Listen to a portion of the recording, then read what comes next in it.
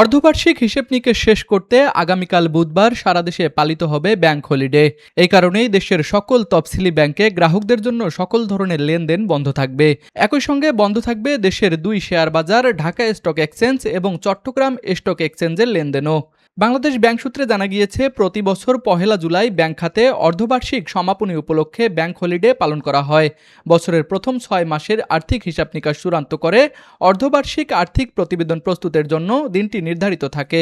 এই কারণেই সেদিন গ্রাহকদের সকল ধরনের ব্যাংকিং সেবা স্থগিত রেখে ব্যাংকগুলো অভ্যন্তরীণ হিসাব ও প্রশাসনিক কার্যক্রম পরিচালনা করে।